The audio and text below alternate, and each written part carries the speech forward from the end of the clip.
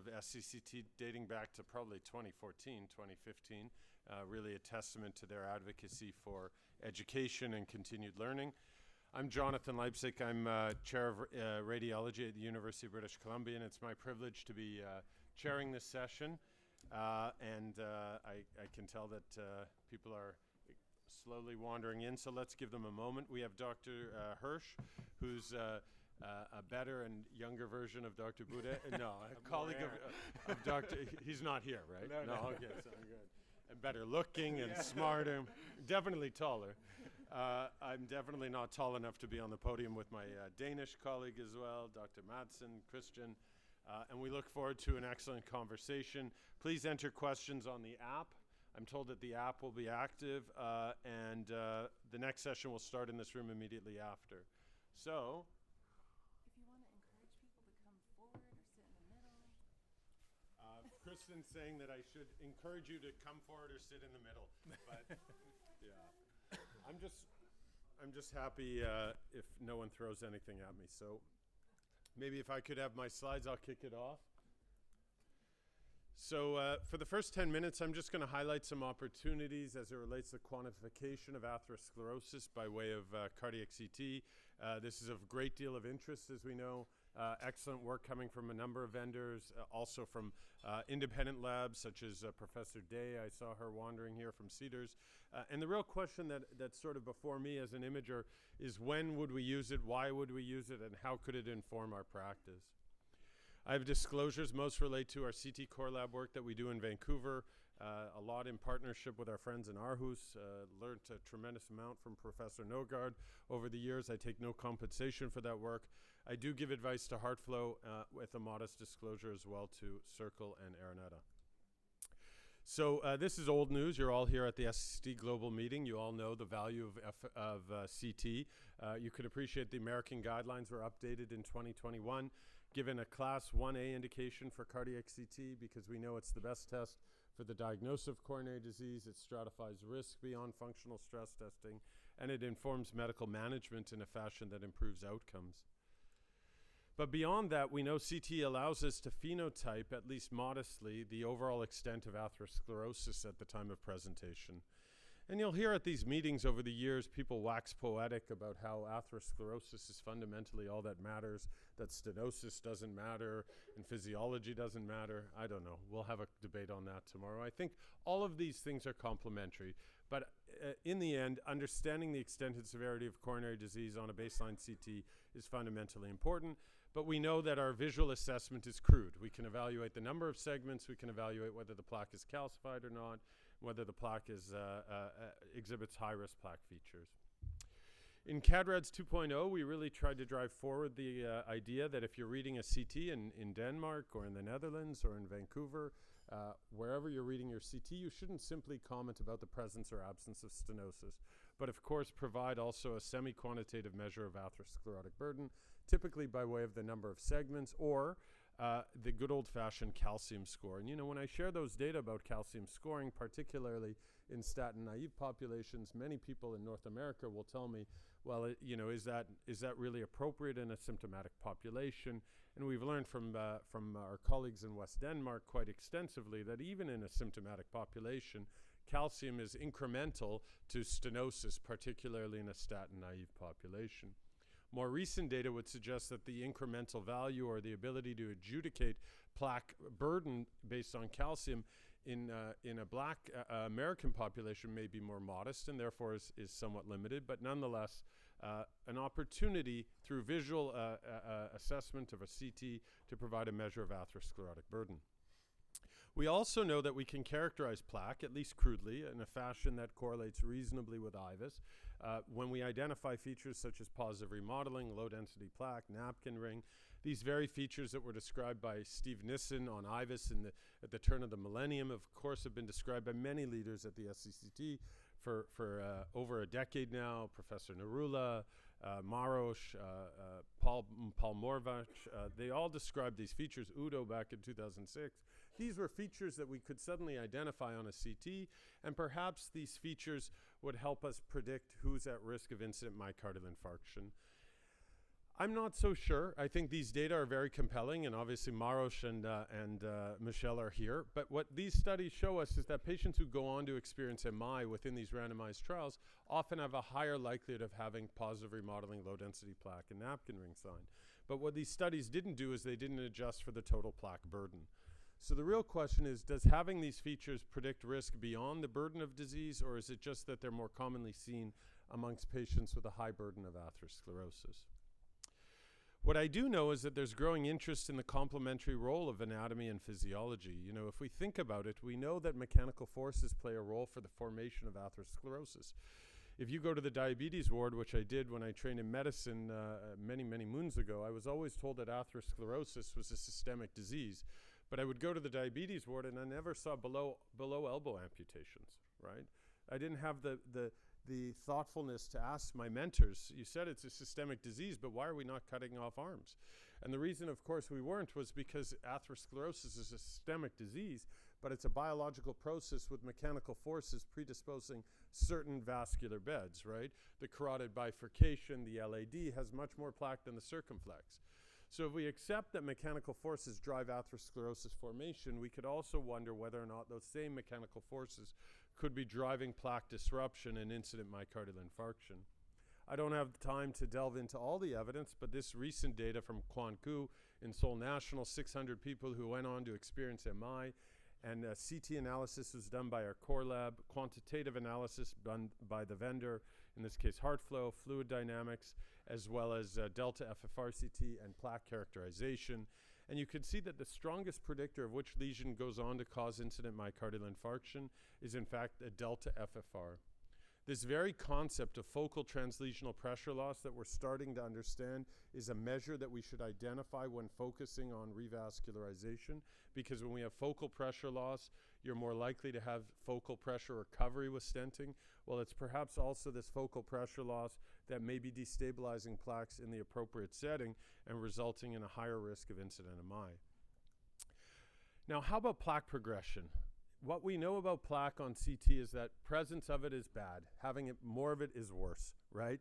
Having it in a premature state is even worse yet. But ultimately, I think the value of CT is that we phenotype the presence or absence of disease. We initiate medical therapy with the goal of preventing progression.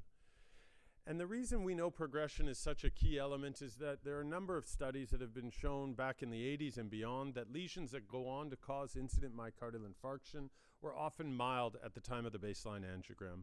This led to a false mantra, if I may be so bold when I say false, because the mantra was, and I learned it in my medical school class, that most heart attacks are caused by mild lesions. I'm sure you all heard this in your lecture theaters, and yet you'd go to the cath lab and you wouldn't see Dr. Knappen stenting a mild lesion. He'd be stenting the severe lesion, and I always wondered, did he not go to that class? Does he not know that the mild lesions are the ones that cause the heart attacks? The point is, it's not that he didn't know that, it's that we were taught this concept somewhat incorrectly. Because the message of John Ambrose's work is not that mild lesions are going to cause an MI tomorrow, is that mild lesions shouldn't be ignored. Because if they're ignored, they're exposed to a risk of progression, and with progression, you have risk of incident myocardial infarction. Because at the time of the MI, the lesion is rarely mild. The lesion is almost always a sinister, bulky lesion. So you may say, then why was John Ambrose's work such an epiphany? And I think the reason is because in 1987, if you went to the cath lab in Aarhus or in Liverpool Heart and Chest, and they find only mild atherosclerosis in 1987, they probably told you, good on you, you can go back and have a full English, right? And you don't need to start any medical therapy. But it turns out that this is, of course, what we've learned over the last 40 years. If you have plaque, even if it's not extensive or non-stenotic, it's time to modify risk and initiate medical therapy. The challenge, though, with tracking treatment response is that we can't do it with the eye. And there's a great deal of hope to use AI-based quantification tools to actually segment and quantify plaque and understand the overall extent of disease severity and track treatment response. As we adopt these tools, though, I think we really need to frame it in the context of the Freibeck and Thornbury hierarchical evidence cascade. I think this is one of the most important slides I'll share, at least over the next 2 days. It is unfortunately a focus cascade, evidentiary cascade that I did not pay enough attention to early on in my career. I'm a technophile. I get very excited about using new tools. But the reality is, before we adopt them in our practice, there's a very clear path that needs to be met as it relates to evidence. And I would posit to you that CT has ascended this ladder, right? We've shown that it informs decision-making in a fashion that reduces heart attacks. I would say that, for example, FRCPC is probably at level 4.5 or 5. But I think these plaque tools are, of course, much more nascent, and it's really on us as a field to make sure that any tool that we use is really climbing this ladder and making sure they manifest the evidence required for its adoption. So I've looked at one tool provided by the sponsor of this session. This is work with Jagat Narula looking at intravascular ultrasound correlation with quantitative plaque, 254 patients, IVUS quantitative CT analysis, and you could see that there was excellent agreement between total plaque volume, calcified plaque volume, and non-calcified plaque volume, independent of the plaque volume. Importantly though, friends, and I hear this in the US all the time, these are patients who underwent IVUS. So this is potentially a real pitfall. If Dr. Ferencik reads a CT and he sees no plaque, I do not want AI quantitative plaque analysis on that, right? Because we have no idea what it's going to tell us. And if it picks up a little bit of disease and it's visually not apparent, I have no reason to believe it's correct. How about as it relates to iterating based on KV? We know that KV iteration will change the components of plaque, the morphology of the plaque, and the density of the plaque. I think that the vendors, as they come to us with these tools, we need to push them to make sure that their tools modify based on blood pool and KVP. Some of them do, some of them do not. I think this is very important. This is from Jagat's Reveal plaque work.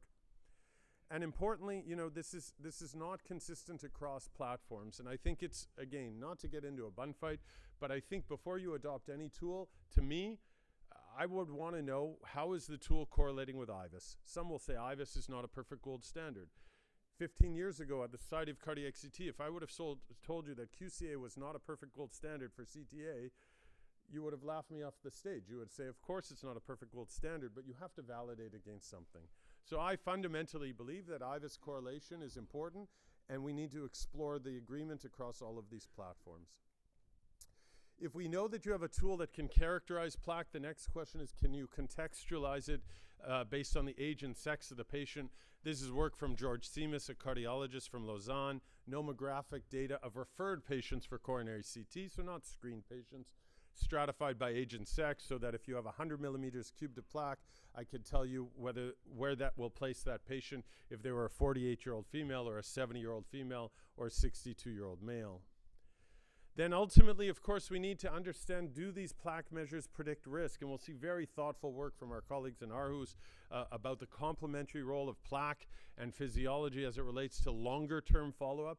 Maybe where plaque starts to really evidence or manifest itself as a driver of risk at 3 years, whereas physiology providing pragmatic information within the first 3 years. But ultimately, I think we need prospective trials, either randomized trials or registries. This is a registry being led by Leslie Shaw and Sarah Reinhardt, looking at the clinical utility and the impact of having quantitative plaque on clinical decision-making. Because at the end of the day, we have hypothesis-generating studies that would suggest that having these tools will modify your decisions. But what we don't know is if those modifications of decisions are actually appropriate, or if it will just result in over-intensification of medical therapy and increased costs, and perhaps even, God forbid, worsened outcomes, right? So we really need to understand. In clinical practice now, what I'm seeing is people want to understand a quantitative value, to provide a granular measure, to look at the percentage of calcified and non-calcified plaque to track as it relates to treatment response, and then, of course, treating over time. But again, these are all soft clinical adoption without clear evidence. I'll close with a case because as a radiologist, I like to pretend I'm a doctor from time to time. There's a 71-year-old with a past medical history of, I don't even know what these conditions are. No, I'm joking. Hypertension, hyperlipidemia, diabetes, fatty liver, statin intolerance. All patients not on a statin because they were intolerant of it. There's a number of medications. 3 of them were available when I was last on the wards. Total cholesterol profile. I leave it to those of you who manage patients to look at that. CT was done. You could see the calcium score was actually not very high for a 71-year-old Caucasian male with all of this risk. But what's interesting, he proceeded CT because he was symptomatic and he had a focal high-grade lesion, which is seen in the LAD. Here you could see the quantitation of that stenosis based on the AI-based computational stenosis assessment, the plaque, diffuse plaque in the right coronary, and the FFRCT. Focal lesion, high delta, gray zone value, but non-calcified plaque. Certainly I would consider this to be a concerning lesion as it relates to not only angina, but even potentially spontaneous MI. Here's his plaque burden. What you can see is quite surprising. Only 3% of his plaque was calcified at 71. Obviously not on a statin. Perhaps that reflects that. As you move forward, you can appreciate that the distribution of plaque places him below the 50th percentile, but that just reflects his age. His overall disease burden would be classified as severe based on the Freeman classification, but interestingly, again, profoundly non-calcified, 97% non-calcified, perhaps an opportunity for stabilization of the plaque with medical therapy. These are proposed treatment recommendations. Again, they go beyond my scope of practice, and they're obviously not guideline supported, but just to wet your whistle as to how people are potentially using this in the DECIDE registry to really understand uptitration of medical therapy and beyond. So let me stop there. I'm already 2 minutes behind. I think there's a lot of outstanding questions. I think it's an exciting opportunity to imagine that we can integrate not only quantitation of total plaque burden, but the focality of plaque with the physiology to inform not only revascularization, but perhaps also medical management. Thank you again for your attention.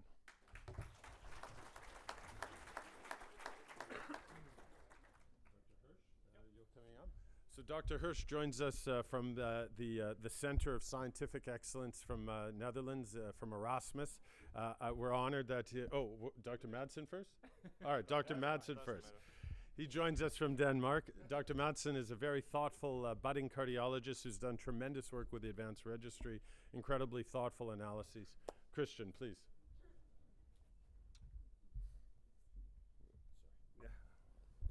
Thank you very much. So my name is Kristian Madsen, and today I'll be talking a little bit about revascularization of FFRCT positive lesions and how that might affect 7-year risk of adverse cardiovascular outcomes. So to start with, I would just like to tell you a little bit about how we manage de novo chest pain patients at my institution. And basically, obviously, if the patient is suspected to have coronary artery disease, we do a first-line CTA. And based on the results of the CTA, we sort of like have predefined decision-making, and we divide that into 4 categories. Category 1, the patient has a completely normal CT scan, in which case we should just consider maybe there's an alternate cause of the patient's chest pain. The patient may have definitive non-obstructive coronary artery disease, in which case we prescribe them with high doses of statins. They may have severe disease, in which case they also get the statin, but they also get a referral for ICA with the purpose of revascularization. And then obviously we have the most interesting patient group, the moderate group, and for these patients we prescribe them with statins, and then we also consider doing FFRCT. And if we do FFRCT, we use the 2 centimeter FFRCT value with a dichotomous cutoff of 0.80 to decide whether or not the patient should go to the cath lab with the purpose of revascularization. And now you may ask, but why? Why do we do this? Does it have an impact on prognosis for the vessel and also for the patient? But hold on, why do we even ask this question? I mean, FAME2 already showed us that revascularization of physiologically significant disease is not associated with improved outcomes. But I think that here it's important to remember that the FAME protocol dictated that if the degree of stenosis was visually assessed to be 50% or less, they should not perform FFR. And we know from previous studies that there's going to be a sizable number of especially proximal lesions that will have a positive FFR despite having a degree of stenosis of 50% or less. And it is important that we revascularize significant disease, that we do a complete revascularization. This has been demonstrated in both STEMI patients as well as in stable patients, that if you are incompletely revascularized, you have worse outcomes than if you're completely revascularized. And here I think that FFRCT really shines, because FFRCT provides you with vessel-specific information of the entire coronary tree, meaning that you get the information of the proximal LAD stenosis, which you deem to be functionally significant, but you also may get the FFRCT value of the RCA stenosis, which you thought may not be functionally significant and which may not have been interrogated by pressure wire during the cath lab. And let's see. Good. So the purpose of the study was that we wanted to assess, point one, was there an association between the lesion-specific FFRCT test result and the risk of a late revasc occurring or a spontaneous MI occurring in the vessel? And also on the patient level to assess whether or not there was an association between FFRCT-determined complete revascularization and the risk of cardiovascular death or spontaneous MI. The study population was the Danish subset of patients from the multinational advanced registry. In total, we had 900 patients that were all recruited into the study based on them showing up as de novo chest pain patients. They all had at least one coronary stenosis of 30% or more. In total, 1,759 vessels had a stenosis. FFRCT was performed in all patients, and we had a follow-up time of approximately 7 years on average. The way we classified patients was by using the 2 centimeter FFRCT value, and the vessels were categorized as being revascularized if revascularization occurred within 90 days of the index CTA scan. Completeness of revascularization was defined by the revascularization in relation to the FFRCT result in such a way that if you had one or more vessels with an abnormal FFRCT test result that was left non-revascularized, the patient was incompletely revascularized. That's the red one. And if all vessels were revascularized, the patient was completely revascularized, the yellow one. And if all vessels were normal, then the patient obviously had a normal FFRCT test. So if we look at the vessel-specific events to start with, this is the curve for late revasc or spontaneous MI. What you will see here is that if you have a vessel with an abnormal FFRCT and you did not perform revascularization, that's the red bar, you had a significantly higher risk of suffering late revasc or getting a spontaneous MI in that vessel compared to if you had an abnormal FFRCT and revascularization was performed, that's the yellow one. Moreover, there was no difference in the risk of events for vessels that were abnormal and revascularized and those that had a normal FFRCT to start with. Going to the patient-specific events, and now it's important to remember that this is a non-randomized study, so now we're starting to introduce potential bias into the study. And one of the things that really may affect whether or not a patient becomes completely revascularized as opposed to incompletely revascularized is going to be the extent of coronary artery disease. So you would expect that patients that were incompletely revascularized tended to have more complicated coronary artery disease, a higher extent of coronary artery disease. So we looked into that. And basically what we found was that there was no difference in the extent of coronary artery disease between the completely revascularized and the incompletely revascularized patients, at least when you looked at the number of vessels with obstructive coronary artery disease, the total plaque burden, etc. Instead, what we found to be a driving factor of a patient becoming completely revascularized was if the patient was male, if the patient presented with typical angina, and also if the patient had a very high degree of maximum stenosis, 70% or more. And this tells me that the decision to revascularize was perhaps primarily driven by what the patient told the cath lab guy and also by what the cath lab guy saw and not by what they measured physiologically. Okay, let's look at the patient-specific events. That's cardiovascular death or spontaneous MI. And what we find here is that if you were incompletely revascularized, your risk of suffering cardiovascular death or spontaneous MI was significantly higher than if you were completely revascularized. Moreover, if you were completely revascularized, you had the same risk of suffering cardiovascular death or spontaneous MI as if you had a normal FFRCT. Another thing that's really interesting by looking at this curve, I feel, is this. It's the increase of the blue curve of the normal FFRCT occurring at around 4 years. All of a sudden, they start to steadily accrue events. So would this indicate that we have sort of like a warranty period of a normal FFRCT? And what is causing these events? We don't know. But we asked ourselves the question, could it have provided us with more information if we had implemented baseline plaque analysis?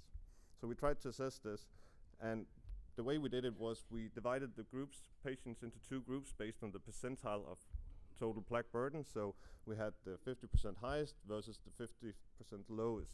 And if we look at the incompletely revascularized patient, what we find was that it didn't matter if the patient had a high or a low total plaque burden. The risk of suffering an event was similar. In the completely revascularized group, however, those that had a high total plaque burden at the beginning of the study were also at a higher risk of suffering a future event, and a similar trend was apparent in patients that had a normal FFRCT. So based on these results, we concluded that if you revascularize an FFRCT positive lesion, you may obtain benefits in terms of a reduced risk of long-term cardiovascular events. If you add coronary plaque analysis on top of FFRCT, you may gain additional information on the long-term prognosis. Thank you very much.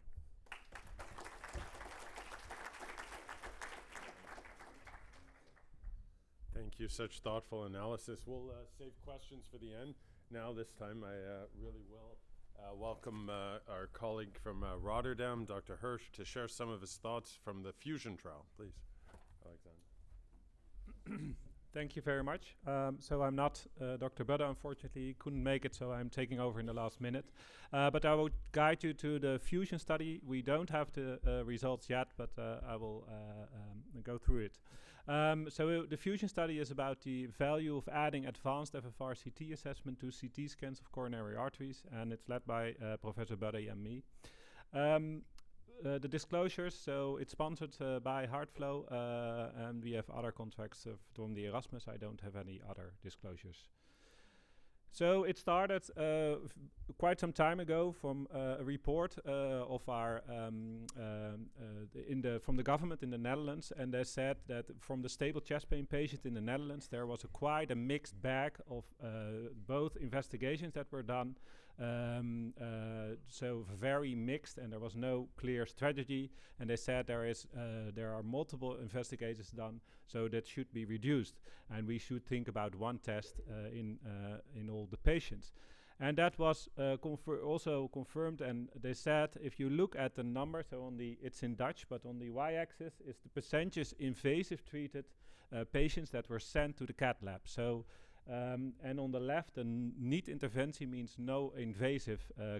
They don't have any invasive procedures possible in that hospitals, and to the right, these are the hospitals we see with PCI facilities.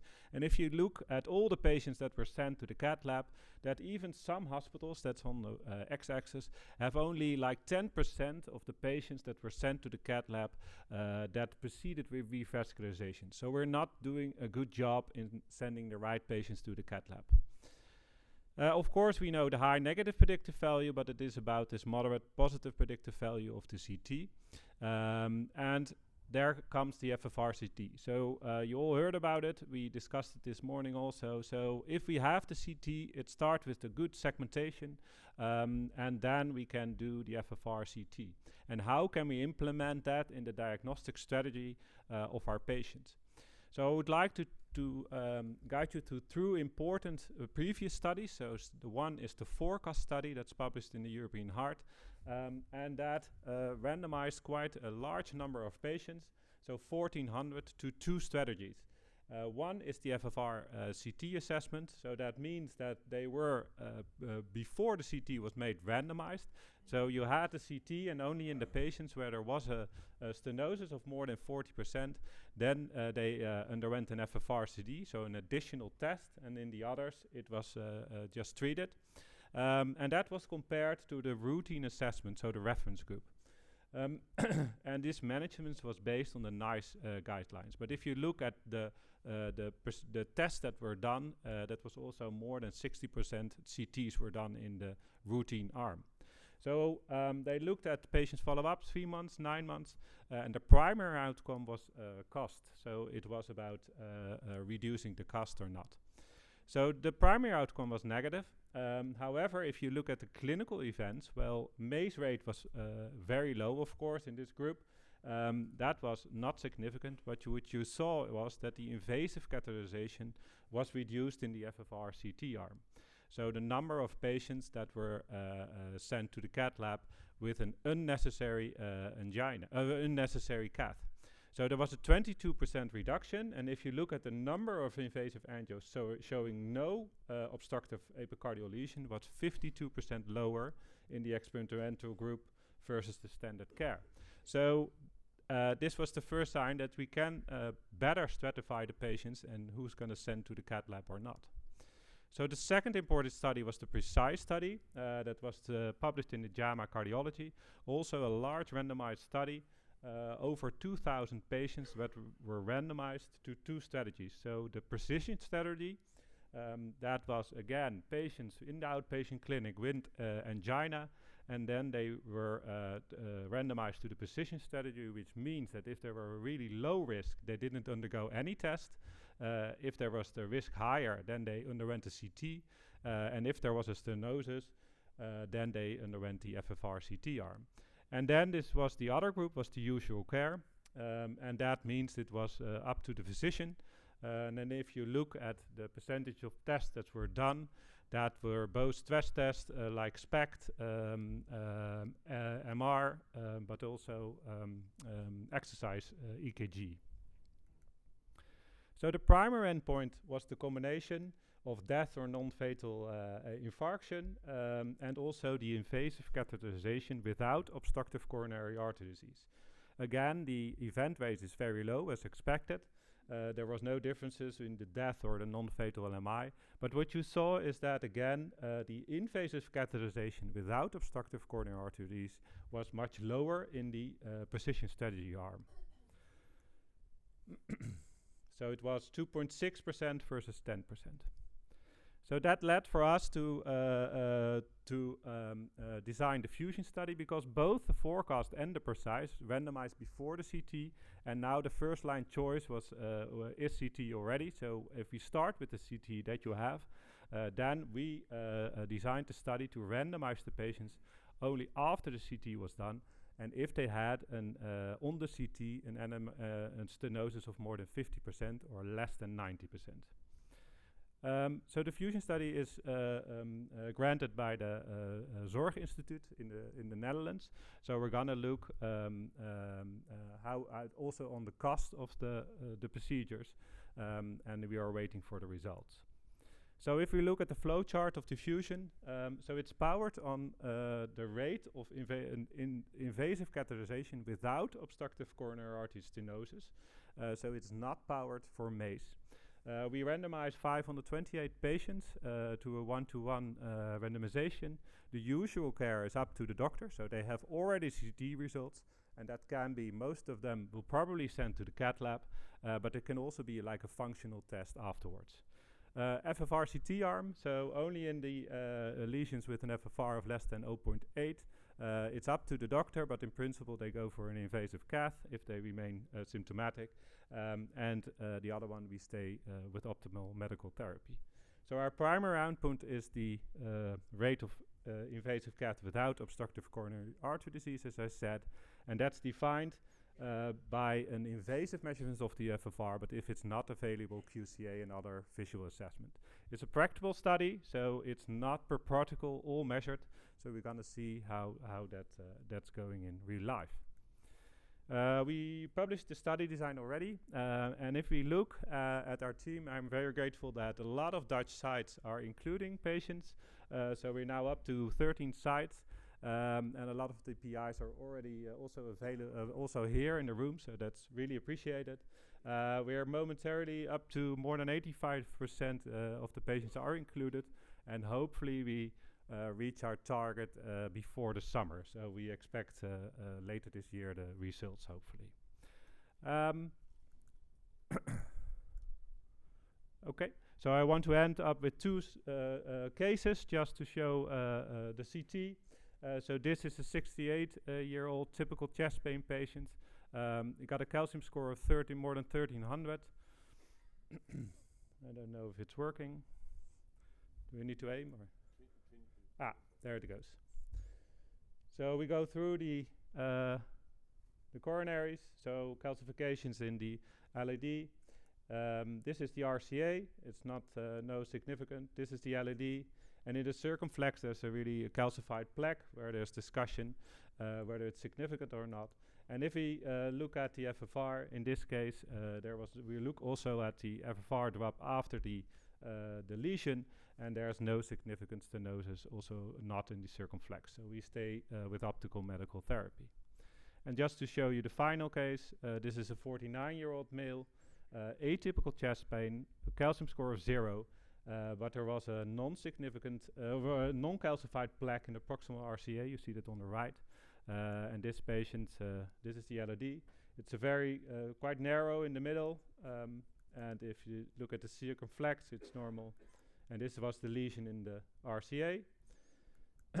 And if we look at the FFRCT, there's a clear significant FFR for the right, but the LED is normal. There's no drop of the FFR over the lesion. So in this case, we proceeded with invasive cath, and on the right upper corner you see the RCA, and on the right bottom you see the LED with an invasive FFR of 0.9. So to summarize, of course we know highly negative predictive value, moderate positive, and we're going to look at the addition of FFRCT to the CT. So we randomize after the CT is already done, and we're looking at unnecessary invasive cath. And hopefully we'll have the results at the end of the year. Thank you. Thank you. Congratulations. Thank you for that update. I've witnessed you and Ricardo, your passion, and to bring all of these centers across the Netherlands together to do this study. It's great to see its progress. We have 11 minutes for questions, friends, so please either come to the microphone or, okay, Ibrahim, please. Very nice presentation, Dr. Hirsch. I've got a question. What are your thoughts about the real-life clinical data that are produced from England, measuring FFRCT in intermediate lesions, showing that the positive predictive value is not as good as we expected? And what I heard from colleagues is that they blame the readers. Well, we have to learn and to train people better how to use FFRCT, but might it also be that the tool is not as good in intermediate lesions, and that we have to train readers as well and physicians that if you don't have proximal involvement of coronary disease proximal segments, that you don't need to send a patient to the cath lab, first adhere to the guidelines, medical therapy, and sometimes we know from studies that 30% of patients, even if you don't change your medical therapy, the angina resolves. What are your thoughts about that? Yeah, it's a very relevant and important question, of course. And the study is already designed quite some years ago, and we see already adaptation of the changes in practice. So that's always in this diagnostic strategy trials quite interesting how that works out, because things change, doctors change. So in the a lot of physicians, especially in some hospitals, sent everyone to the cath lab if there was an intermediate lesion. So this is really about implementing something in daily clinical practice. So we are a bit struggling with that also, about this optical medical therapy and whether or not you should proceed to invasive cath. I think if there's if the physician wants to do a next step, like a functional test or the cath lab, then this probably adds very good. But again, we are not powered for outcome, so we're never gonna see any difference in this study, because we only have 528 patients in that sense. You know, Ibrahim, I would just posit back. I think the really important point Alexander shared. The guidelines are very clear. It's people focus on a range of stenosis. You should focus on the patient exactly as you suggest. If the patient it's really a vessel and a patient you would consider for revascularization. If you're not going to send the patient for revascularization or additional testing, then it's not adding value. It's only going to confound the situation. Yeah. But the one thing I would ask you, Ibrahim, is people reference this intermediate lesion, and I think people use it interchangeably. I know you understand. So we have an intermediate anatomical stenosis, and then we have a gray zone physiological pressure measurement. And sometimes I think people almost use them interchangeably, and question the durability. And I think as it relates to the gray zone physiology, to me, then it comes back to the agreement, right? So obviously you have a binary test that's going to disagree across the binary cut point. But if the agreement is maintained even in that narrow zone, then it's a valuable tool. The question, though, is in the setting of marginal image quality. That's at least in my experience. When the image quality is marginal, then the agreement is not good, right? So I think it's really image quality more than anything. But yeah, but again, that's the same discussion also about this border zone. If you measure an invasive FFR 3 times, it can be 0.78 and then 0.81. Yeah, so sure. There's always discussion there because you have a margin of your measurement. So that's another argument. Yeah, the coefficient of variation, please. Marius Crook, Warsaw. How many data do we have actually on the independence of those plaque volume measures of calcium score? Question one. The question to CT-FFR, whether do you consider the sharp threshold of 0.8 as clinically relevant given the data on the on the gray zone and the flip of coin accuracy within the gray zone of the CT-FFR, and whether you consider attaching CT-FFR, because we are working in Poland on the same issue, whether to rain bears or not, and on what conditions CT-FFR, whether you should attach CT-FFR to just images or to the decision going with the symptoms, and then to decide whether to perform CT-FFR given the CCTA result. And the other thing is to interpret then the CT-FFR that is decided to be performed based on the patient and CCTA, and not just CCTA image. So many great questions. Maybe I'll take the first one because of my aging brain. I can't remember all, and then my colleagues can answer others. But as it relates to the incremental value of quantitation of plaque over and above calcium scoring, that'll be a short answer because there isn't any. So, obviously, I think this is the challenge. This is a challenge even with the screening studies, whether it's Transform or we have Professor Newby here is doing Scott Hart 2, obviously an incredibly important study. The comparator arm is not calcium scoring. I think that would be a challenge to show incremental value of quantifying atherosclerosis over and above calcium, especially except for obviously genetically predisposed or very high hereditary risk or young patients. I think as I tried to highlight, I think we're all wondering how quantitation of plaque will help us inform medical management. Obviously, a better understanding of treatment response versus a calcium score, which of course you can't track over time. Understanding the percentage and the distribution of calcified, non-calcified. But again, these are it's at the cutting edge or the bleeding edge. Maybe I don't like cutting because maybe it turns out to be not a good approach, right? Yeah. We don't know. But these are the questions that we have. Maybe my colleagues, did you want to actually, answer? thank you. Maybe I will comment based on the question by question and by the answer ad hoc. It's a great point. Thank you very much. Because the calcium score indeed is likely quite correlated with the plaque burden, but for the which is not maybe the main topic here, but for the progression regression studies, calcium score is not useful at all. So maybe this is the direction. Thank you very much. Yeah. Yeah, if I understood correctly about the FFR. So I think it's really important that we are not discussing about invasive FFR measurements and whether or not we could improve prognosis. It's not about that. It's about sending the right patient to the cath lab that we want to proceed with revascularization or not. We don't, if we send the patient to the cath lab and we end up doing nothing, we did not send the right patient. In clinical practice at the moment, we are using FFR to guide revascularization. So we should have a tool to send the right patient. And if we can select this patient by using FFR CT, I think we're doing a good job then. And we should not really discuss whether or not we end up by improving prognosis in the sense, because that was not the question, and that's not how we designed the fusion study. So, but I don't know if it answers your question.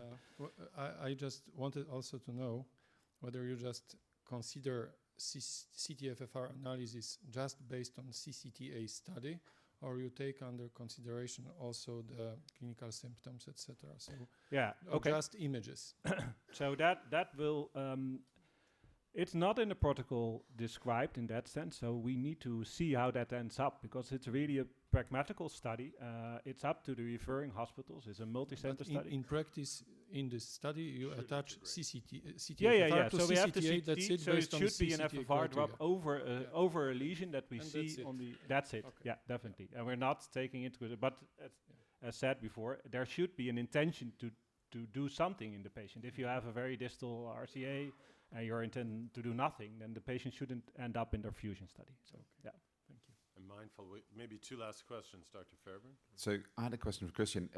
The 4-year warranty period, whenever anybody sort of hears somebody say warranty period, it gives me palpitations because I'm worried that it's going to give one of my cardiologists a reason to request a test or recommend another test in 4 years' time. So just wondering, I mean, we know that physiology is a risk factor in terms of predicting future events, but most patients who have heart attacks don't have it on an obstructive coronary artery. So how do you think plaque is going to help us maybe define this? Or even do you think, this warranty, whether we should use it or not at all, or just avoid it completely? Well, there's still a lot of things to learn about this warranty period. The thing that I like about it is if you look at a patient that have a normal FFRCT, you can say to the patient, okay, so you don't have any significant functional disease and you're not at an immediate risk. The data would suggest that you're going to have a good time for maybe up to 4 years.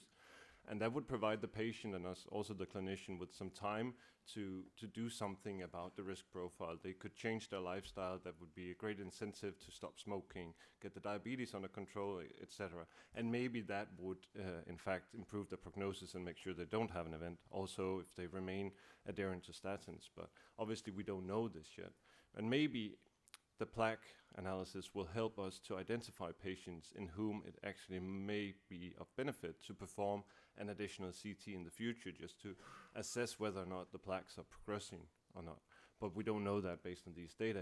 But I mean, it would be very interesting to perform a study and actually assess that. Yeah, my name is Adrian and I'm also from Rotterdam. I also have a question for Dr. Madsen. I was very impressed both by the clarity of your presentation and envious of the excellent registry data you have available in Denmark. Yeah. I was wondering, because you showed very nicely actually that the patients who are incompletely revascularized with positive FFR lesions have a very poor outcome, or a very, I think just visually, maybe 2 or 3 times higher likelihood of a MACE. I'm wondering if you could say something, is that really related to them not being revascularized? Because I find it very difficult to, like if I think of the ischemia or the Orbita trial that show that not revascularization is safe, how can I compare that with this? Is this being driven because they were not revascularized, or are there other factors influencing their outcomes? Well, that's the most important and most annoying question that anyone could ever ask me, right? Really, because this is a non-randomized trial, so I can't tell you for sure. What I can tell you is that during our work with the data, we have tried to adjust for as many potential confounding factors as possible, such as the adherence to statins, the extent of coronary artery disease, the total plaque burden, etc., etc. And the revascularization thing always ends up on top. So to me, that would suggest that perhaps revascularization may be the driving factor, but I can't say anything for sure, obviously. And my hypothesis is, as I said, is when you do the FFRCT, you get a physiological assessment of all of the stenosis in the coronary tree, and you also get a lot of physiology of stenosis that you may have deemed to be insignificant. And maybe, just maybe 5% of these stenosis are significant, and they are missed in the studies, such as the ischemia trial, etc. And maybe it's those stenosis that are driving events in those studies, making them negative. Also, you need to remember that the FAME study, when they had 5 years of follow-up, around 54% of patients in the medical arm had already undergone PCI. So what were they really comparing? The study was powered to have a sizable groups of patients on medicine, but at the end of the study, only half of the patients were still on medicine, and still they had a confidence interval of, I believe it was 0.54 to 1.00 for spontaneous myocardial infarction. And then they said it was non-significant result based on the p-value. The confidence interval would suggest otherwise. So, food for thought. No, it's definitely food for thought, because it would help us if we could identify better the patients benefiting from revascularization. I think this is exactly the great closing comment. First of all, Kristian's got to learn the data better. He's quoting confidence intervals. That's amazing.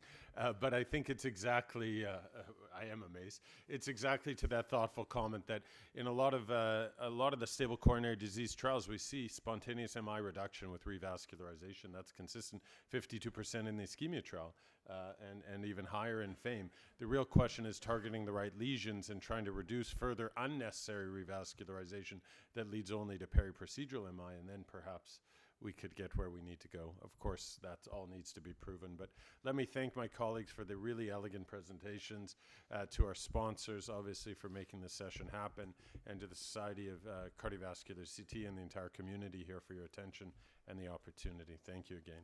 Thank you. Thank you, Jonathon.